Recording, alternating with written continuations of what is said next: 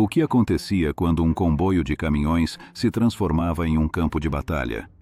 Durante a Guerra do Vietnã, os caminhões não apenas transportavam suprimentos, também lutavam para sobreviver.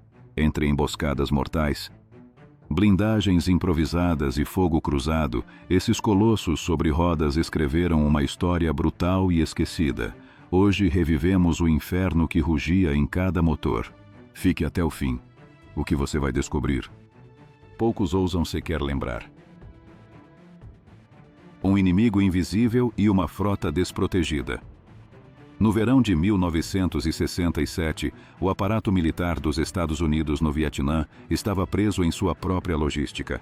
À medida que as operações terrestres aumentavam, centenas de bases avançadas, especialmente nas terras altas centrais, dependiam de uma frágil rede de comboios que cruzavam rotas estreitas cercadas por selva. Estradas como a QL-19, que ligava o porto de Kinh Hon às bases em An Khe e Pleiku, tornaram-se artérias vitais. Mas esses comboios, compostos em sua maioria por caminhões de carga sem blindagem, eram alvos fáceis. Os veículos mais comuns eram caminhões de 2,5 toneladas, como o GMC CCW, conhecido como Deuce and a Half, e os M52 e M54, todos com tração 6x6, projetados originalmente para transporte logístico, não para combate. Os motoristas, em sua maioria jovens de pouco mais de 20 anos, não eram soldados treinados, recebiam apenas instrução básica em armamento e carregavam um fuzil M14 ou M16 com poucos carregadores.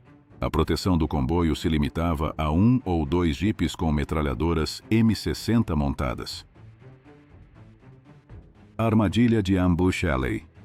Em 2 de setembro de 1967, um comboio de quase 90 veículos retornava a Compton. Ao atravessar uma curva perigosa cercada por selva densa, mais tarde conhecida como Ambush Alley, uma explosão sacudiu o jipe-guia. Um disparo de canhão sem recuo o destruiu, matando o comandante.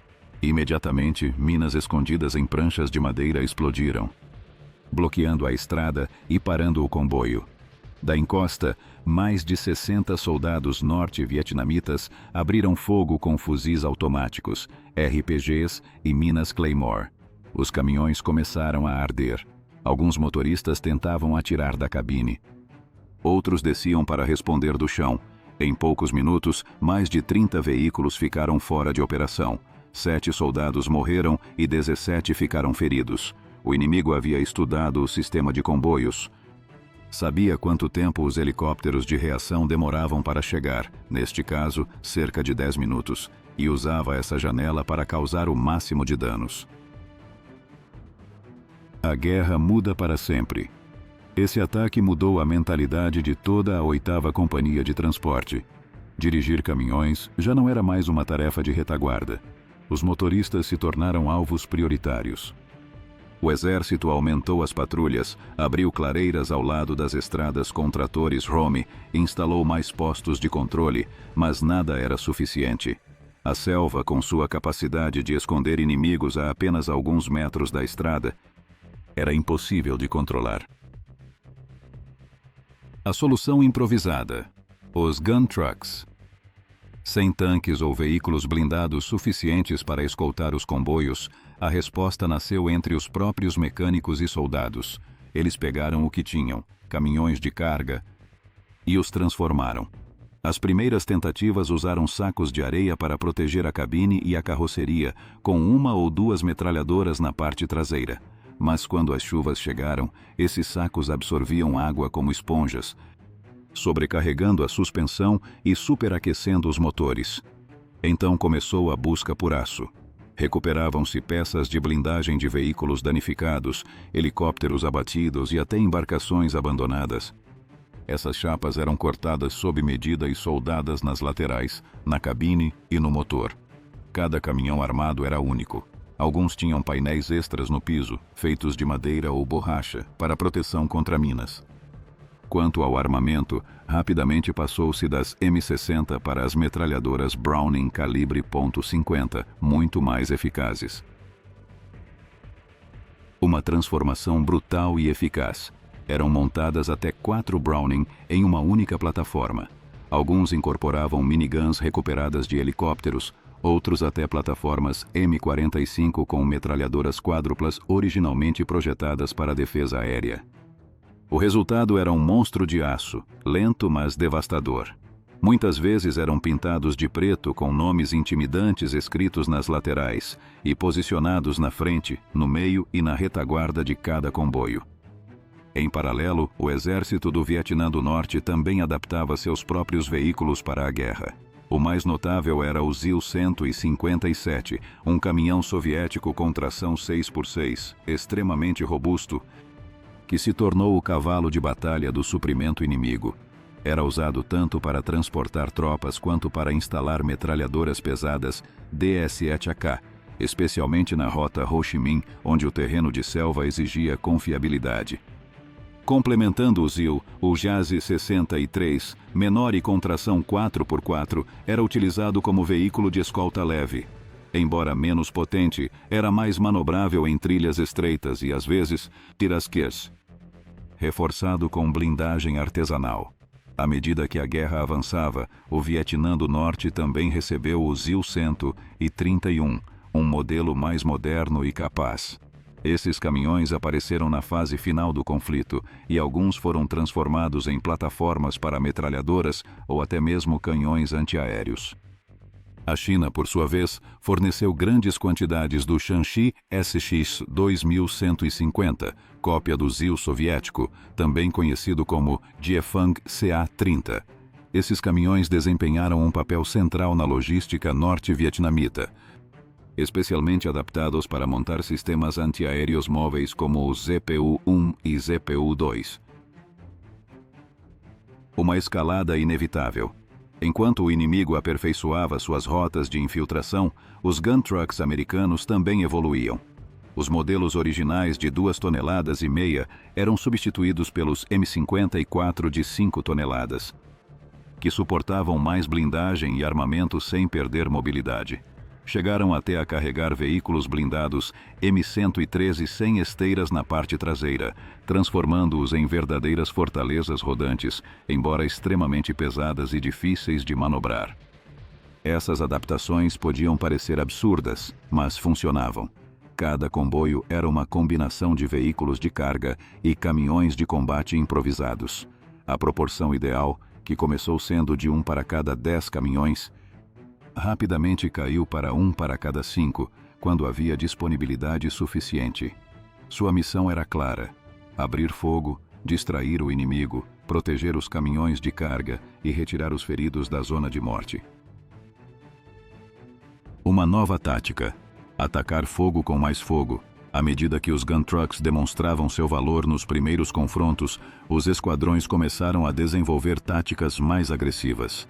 Já não se tratava apenas de escoltar e defender na retaguarda, mas de responder ao fogo com uma ofensiva imediata e brutal. Os caminhões armados deixaram de ser apenas proteção passiva. Passaram a ser as primeiras unidades a entrar no inferno do fogo cruzado. Se um comboio fosse atacado, os gun trucks não recuavam. Avançavam em direção à emboscada, disparando tudo o que tinham para dispersar os atacantes. Uma tática fundamental foi o bumping. O caminhão armado que liderava o comboio parava brevemente na zona da emboscada. Disparava com todo o seu arsenal enquanto o segundo caminhão chegava para substituí-lo. Dessa forma, a linha de fogo nunca ficava sem cobertura. Enquanto isso, os caminhões de carga escapavam da zona de morte o mais rápido possível. Cada tripulação estabelecia suas próprias variações táticas para se adaptar ao terreno, ao número de homens e às armas disponíveis. Do metal improvisado ao design funcional. Embora no início as modificações fossem improvisadas, logo os engenheiros do exército começaram a padronizar certos componentes. Foram distribuídas placas de aço pré-cortadas para que as unidades não precisassem mais procurar blindagem em ferros velhos ou nos destroços de helicópteros abatidos. Os M54 de 5 toneladas com mais potência e melhor suspensão tornaram-se a base ideal para essas transformações. Seu chassi podia suportar maior peso sem superaquecer nem sofrer danos estruturais. Algo vital quando a blindagem adicional facilmente superava 1 tonelada. As configurações variavam de acordo com a criatividade de cada pelotão. Alguns caminhões carregavam uma torre giratória na parte traseira. Outros, múltiplos pontos de fogo distribuídos nos cantos. Em várias ocasiões tentou-se algo radical: colocar um veículo blindado M113, sem esteiras, sem motor, apenas sua carcaça metálica sobre a carroceria do caminhão. Embora isso o tornasse extremamente instável e alto, permitia proteção completa de 360 graus e capacidade para múltiplos atiradores. O rugido do Ural e a cópia chinesa. Do outro lado da guerra, os caminhões também eram adaptados, mas com um enfoque diferente. O Ural 375, de fabricação soviética, foi uma das peças mais potentes do inventário norte-vietnamita. Equipado com um motor V8 a gasolina, tração total 6x6 e capacidade de carga superior a 5 toneladas, esse veículo era perfeito para transportar artilharia pesada ou grandes quantidades de munições. Sua potência também permitia transformá-lo em um caminhão canhoneira, montando metralhadoras pesadas ou até canhões antiaéreos Zu-20 e 32 na parte traseira. Um modelo semelhante, embora um pouco menos potente, era o Shanxi SX 2150, uma cópia chinesa direta do Zil-157. Esse caminhão, conhecido como Jiefang CA-30, era amplamente utilizado em toda a rede logística do Vietnã do Norte. Assim como seus equivalentes soviéticos, podia ser transformado em plataforma de armas graças ao seu design resistente. Muitos deles transportavam sistemas ZPU-1 ou ZPU-2, armas antiaéreas que também eram usadas para a defesa terrestre contra comboios americanos. Fogo cruzado e heroísmo a toda velocidade. Os gun trucks não apenas protegiam os suprimentos, também salvavam vidas. Um dos exemplos mais impactantes ocorreu em 23 de fevereiro de 1971, no desfiladeiro conhecido como Ka-Pass. O comboio avançava quando uma chuva de fogo se abriu da colina. No meio de 6 caminhões-tanque de combustível estava o caminhão armado Brutus, um M54 equipado com várias metralhadoras. Quando 2 tanques explodiram, Brutus manteve sua posição, disparando sem cessar. Um foguete atingiu a parte traseira, matando o atirador Ronald Callison e ferindo outros 2. Apesar de tudo, a tripulação continuou atirando. Em meio à fumaça, um pelotão inimigo emergiu da selva. Um deles lançou uma granada diretamente no compartimento de armas aberto. O especialista Larry Dahl gritou um aviso e se jogou sobre o explosivo. A detonação o matou instantaneamente, mas salvou a vida de seus companheiros. A cabine do Brutus, tomada pela fumaça, avançou em alta velocidade entre os caminhões em chamas e conseguiu sair da área com os feridos a bordo. Dahl foi condecorado póstumamente com a Medalha de Honra. Seu sacrifício se transformou em lenda entre os transportadores. Os fantasmas dos comboios sem proteção. Nem todos os comboios contavam com caminhões armados. Em 25 de agosto de 1968, um comboio de 81 caminhões carregados com munição e combustível atravessava a aldeia de Apnhe sem proteção blindada. Apenas 8 jipes com metralhadoras M60 acompanhavam o grupo. Os soldados avistaram alguns homens vestidos como aliados do ARVN portando fuzis M16, mas eram Vietcongues disfarçados. A emboscada foi instantânea e total. Entre os motoristas estava o especialista William C., que transportava cargas explosivas. Ele saltou de seu caminhão e abriu fogo, eliminando 2 inimigos quase de imediato. Quando seu fuzil travou, identificou um franco-atirador em uma árvore a 75 metros, atirou nele e o derrubou. Nos minutos seguintes, C. chutou e devolveu 3 granadas antes que explodissem, matando aqueles que as haviam lançado. Ferido no pulso, continuou organizando a defesa junto a outros motoristas. Conseguiu eliminar mais 3 inimigos antes de ser atingido por um disparo na cabeça. Faltavam 60 dias para o fim de seu período de serviço. Ele também foi condecorado póstumamente com a Medalha de Honra. Artesanato mortal em um mar de selva. Os gun trucks não eram elegantes nem eficientes em termos modernos, mas eram eficazes. Cada unidade era uma obra artesanal de aço, suor, desespero e criatividade. Sua tripulação, geralmente formada por 5 homens, se treinava mutuamente. Aprendiam quando acelerar, quando parar, como se cobrir uns aos outros. Sua missão era simples: entrar no fogo e manter viva a coluna de caminhões. As tripulações levavam consigo lançadores de granadas. M79, granadas de mão, fuzis, pistolas, sinalizadores e, sobretudo, centenas de fitas de munição para sustentar um fogo constante. O som de um gun truck entrando em combate era inconfundível. Uma rajada de trovões mecânicos que o inimigo aprendeu a temer. Por isso eram chamados de o sopro do dragão. O camuflado de aço e a psique do combate. Cada gun truck era mais que uma máquina de guerra improvisada, era uma declaração visual. Muitos traziam nomes pintados com orgulho em letras grandes como Brutus, The Untouchable, Iron Butterfly ou Cold Sweat. Esses nomes não eram casuais, serviam como símbolos de identidade para as tripulações, como uma armadura psicológica diante do horror da selva. A maioria era pintada em preto fosco, não apenas para intimidar o inimigo, mas também para esconder o brilho do metal sob o sol tropical. As tripulações, jovens mas endurecidas pelo combate, desenvolviam rotinas para preparar os caminhões antes de cada missão. Revisavam cada metralhadora, ajustavam as placas de aço, checavam o óleo e o sistema de freios. Na parte traseira, a estrutura blindada se transformava em uma caixa de fogo, um espaço estreito com metralhadoras montadas em cada canto e pequenas aberturas para disparar. Embora primitiva, essa configuração permitia uma cobertura de 180 graus ou mais, e em alguns casos, fogo cruzado em todas as direções. O retorno do passado, caminhões velhos, novos papéis. Enquanto os Estados Unidos adaptavam tecnologia moderna, o Vietnã do Norte não hesitava em reutilizar veículos herdados do passado. Um dos mais icônicos foi o Studebaker US-6, caminhão norte-americano da Segunda Guerra Mundial que havia sido entregue à União Soviética através do programa Lend-Lease. Décadas depois, essas unidades chegaram ao Vietnã do Norte ainda operacionais. Embora lentos e com menor capacidade, foram usados como transporte básico durante as primeiras fases do conflito. Da mesma forma, vários GMC, CCKW, caminhões capturados durante a guerra contra a França ou contra os Estados Unidos, foram restaurados e utilizados pelo Vietcong. Sua resistência e design robusto os tornavam ideais para o terreno acidentado.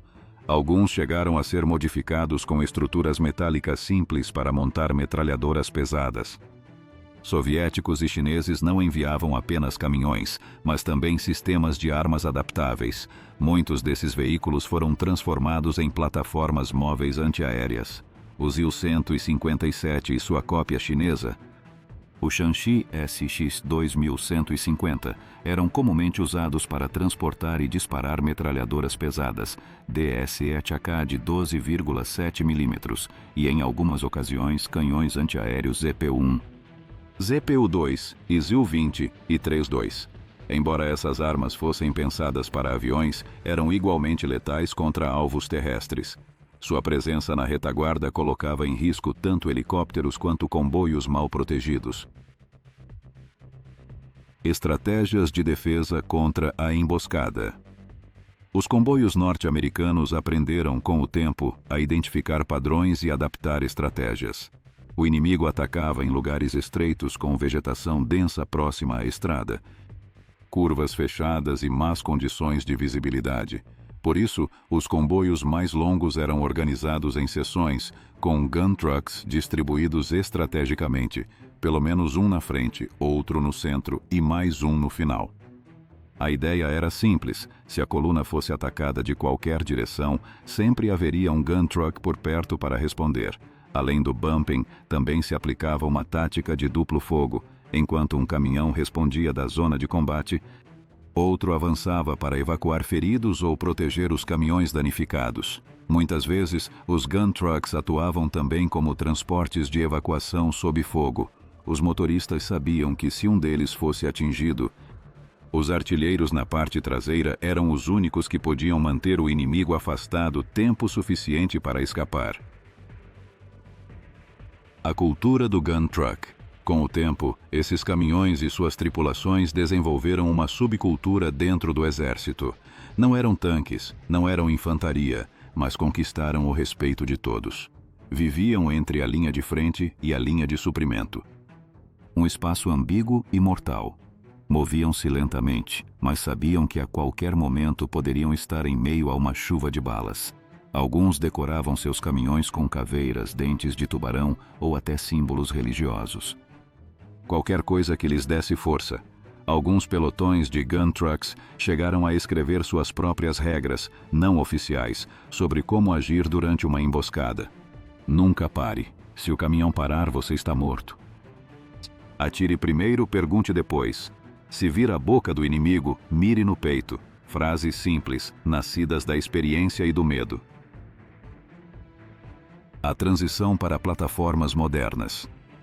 Ao final da guerra, muitos desses caminhões foram abandonados.